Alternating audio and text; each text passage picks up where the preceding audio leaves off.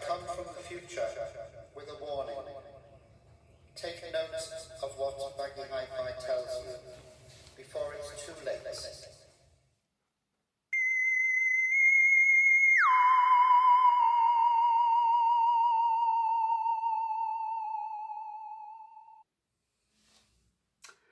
Greetings cats and kittens, welcome once again to Baggy Hi-Fi, this YouTube channel devoted to record collecting and the vinyl community here in the UK.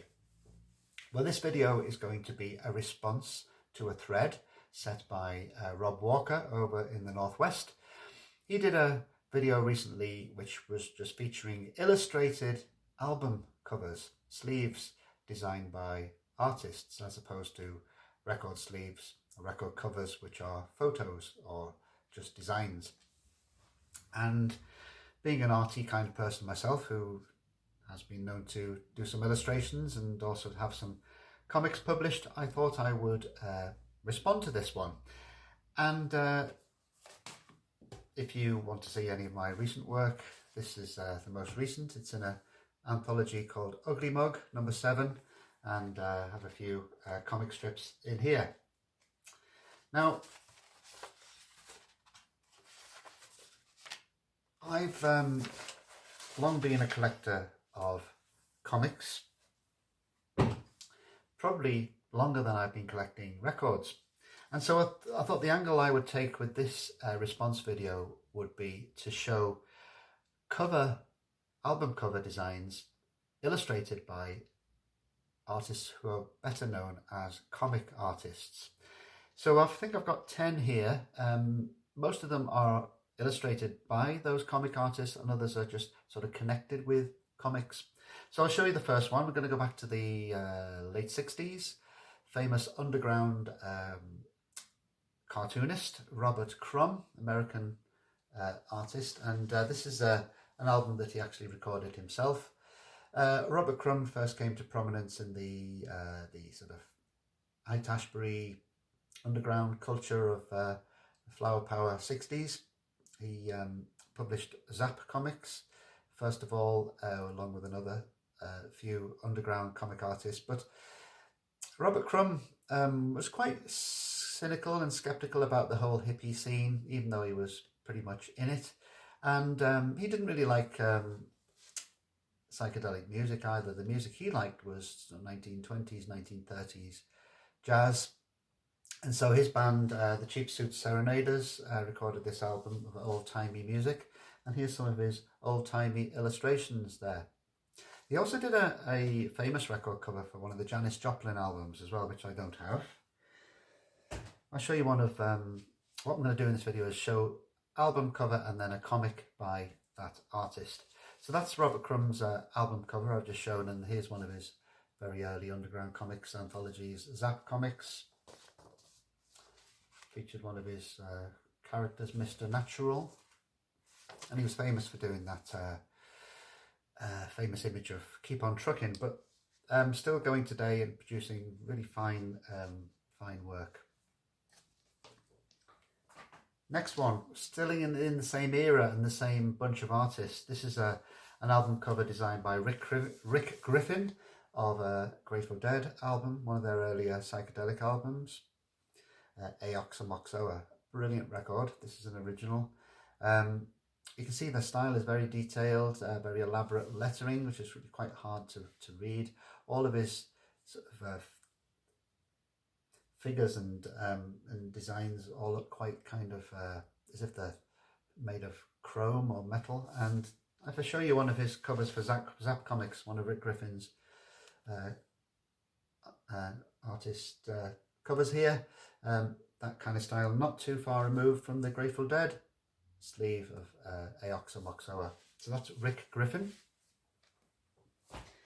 Moving into the 70s now, this is a sleeve cover designed by an artist who was very successful in DC Comics, superhero comics. He kind of pushed them the boundaries of comics, and the artist here is Neil Adams, and he illustrated this very elaborate cover for one of the Groundhogs albums, UK blues prog band Who Will Save the World, the Mighty Groundhogs.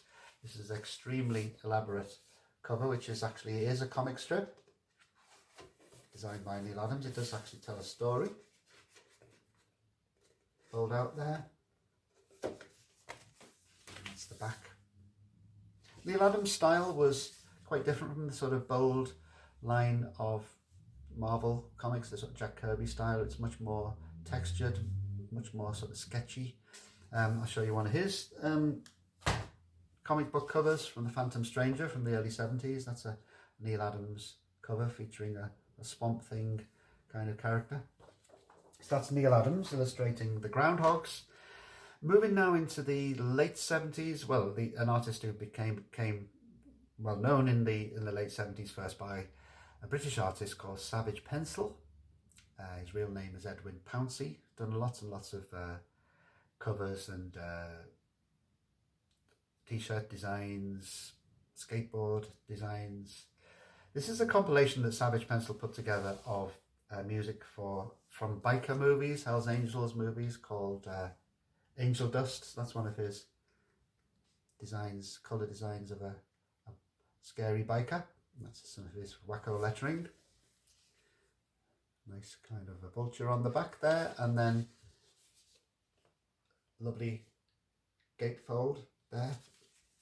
So that's Edwin Pouncey. Yeah, he did a comic strip in Sounds newspaper, a music newspaper called Rock and Roll Zoo. He was also in a band called the Art Attacks in the punk era, the British late 70s punk era. I'm going to show you one of his alternative comics. That's Nyak Nyak, for instance, from the 80s, in a group of cartoonists he was with called Battle of the Eyes. I'll just pick out very, very zingy style, very much adults only. Let's pick out one of Savage's strips here. There we are. Still doing brilliant work today. That's Savage Pencil, illustrating his anthology of biker music, Angel Dust. Moving more kind of into the post-punk, into the 80s. Here is a cover design by an artist called Daniel Clowes. Now the front cover, if the band is Urge Overkill, but it's the back cover which is illustrated by Dan Clowes. Dan Clowes, a very successful comic writer and illustrator. Also, some of his stories have been made into films, feature films, including Ghost World, and he just has a new book out now called Monica. I'm going to show you one of his comic books from the 80s, long-running series called 8 Ball. Also from around that same time, a lot of these artists were published by Fantagraphics Comics, and this is a cover design illustration by Peter Bagg, and this is a double album which is a tribute to the Trogs. But look at that wacko elastic style that Peter Bagg has. Really, really full of energy and really wild.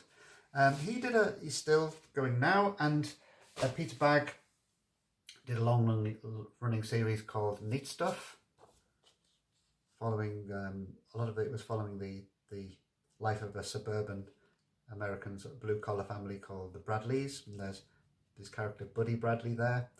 This comic eventually changed into one called Hate, which really just followed the character Buddy Bradley into the grunge era of Seattle in the 90s, late 80s and 90s. Now, one of my favourite comic artists, painter as well, Gary Panter. And here's a cover illustration painting he did for a compilation of some very alternate artists. It's William Burroughs, the writer William Burroughs. Tom Waits is on here, Butthole Surfers, Chris Stein of Blondie, Einstors Zender Neubarten, Diamanda Gallas, Nick Cave, The Swans. The compilation is called Smack My Crack, very tastefully named. But look at that lovely Wild painting by Gary Panter. Now, Gary Panter is famous for his ratty line. He was very much a sort of a punk cartoonist, punk comic artist, and here's one of his punk creations, the character Jimbo. This is a collection of his Jimbo stories, which I think did feature in a punk magazine. Was it called Punk? Was it called Slasher or something like that? I can't really remember, but these are beautiful, very, very interesting, lots of collage comics by the artist Gary Panter. Now, connected more with the west, is it the more the East Coast scene? I'm getting it mixed up here. An artist called Raymond Pettibon, who was connected with the band Black Flag, the punk band Black Flag. Also did some album cover designs. This is one for a band called Dim Stars. So it features the Batman character there, and Batman character on the back here. Not really a comic artist, but using the comic style, comic references. The Dim Stars, by the way, were a band, sort of a supergroup which featured punk icon Richard Hell and also Steve Shelley and Thurston Moore from Sonic Youth. Nice cover design by Raymond Pettibon, and here's one of his very, very rare self-published comics, New Wavy Gravy. This is from the 80s. You might recognise this style from the Black Flag covers. This is a kind of a fanzine.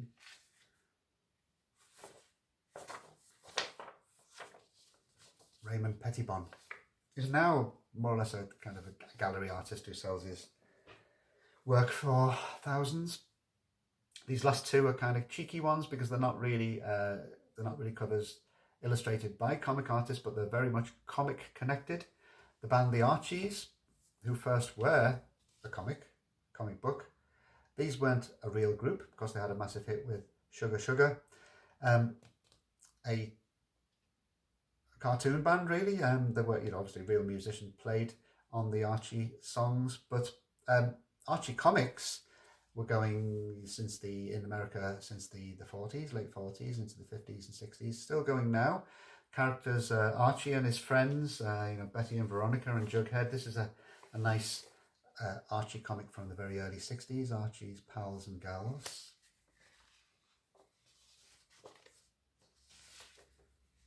Aimed at early teens, I would say, but I really enjoy reading these Archie comics.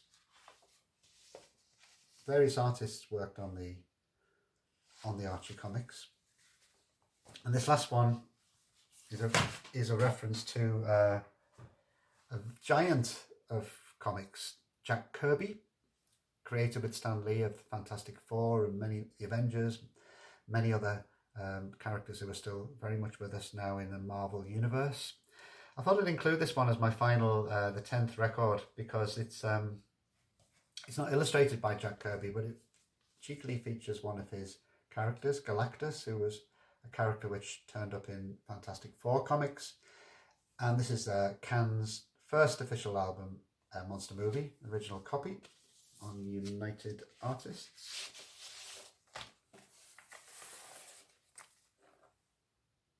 And Jack Kirby, one of the, as I said, the giants really of American comics. I'm just going to show you, to end this video, one of his comics from the 70s, one of his characters. Commandy, the last boy on Earth. So in the 70s, early 70s, Jack Kirby moved from Marvel Comics to DC Comics and wrote and illustrated his very acclaimed comics, including the New Gods series. So that's Jack Kirby, just at the end there. Hope you enjoyed this run through 10 illustrated album covers as a response to the Rob Walker thread. And no needle drops this time round, unusually for Baggy Hi-Fi. Hope you enjoyed it though, and I'll see you next time, and thanks for watching.